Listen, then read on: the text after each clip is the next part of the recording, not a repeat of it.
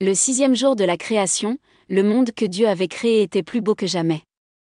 Les champs étaient verts et doux comme de la soie, couverts de fleurs ondulant doucement au gré de la brise.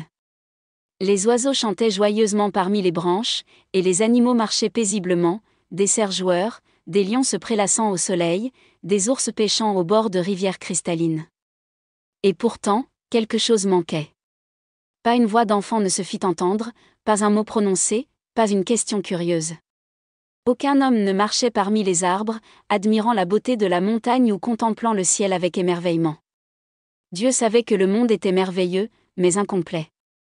Alors, par amour et sagesse, Dieu décida de créer l'homme.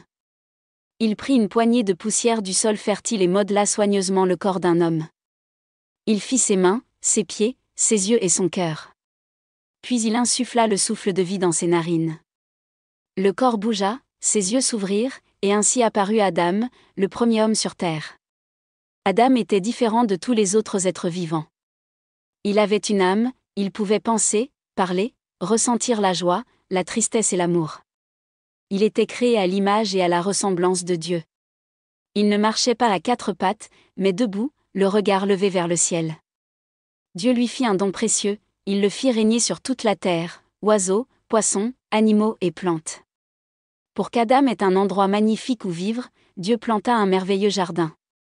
Ce n'était pas un jardin ordinaire, mais un véritable paradis, peuplé d'arbres aux fruits savoureux, de fleurs parfumées, de sources claires et d'herbes douces.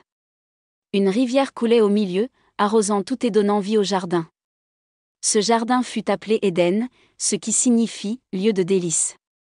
Dieu plaça Adam dans le jardin d'Éden pour le cultiver et le protéger.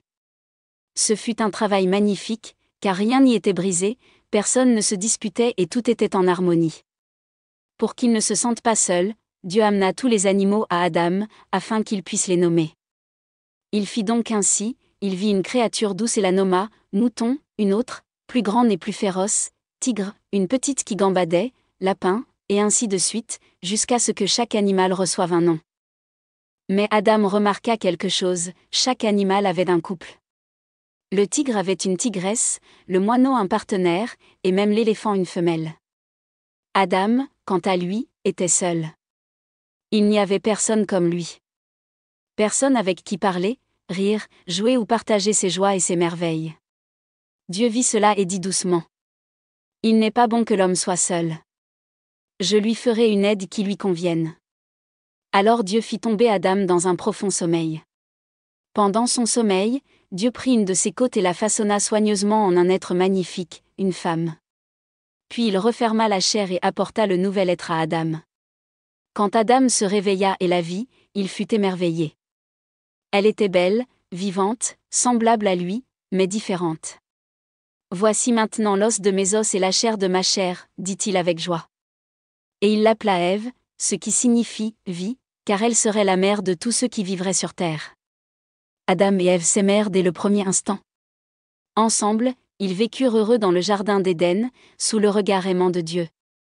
Ils se promenèrent dans le jardin, goûtèrent aux fruits, parlèrent aux animaux et savourèrent chaque lever et coucher de soleil. C'était un monde sans peur, sans malice, sans douleur, seulement amour, lumière et paix. Ainsi commença l'histoire de la première famille sur terre, Adam et Ève, nés d'amour, pour l'amour, au cœur d'un jardin divin. Fin.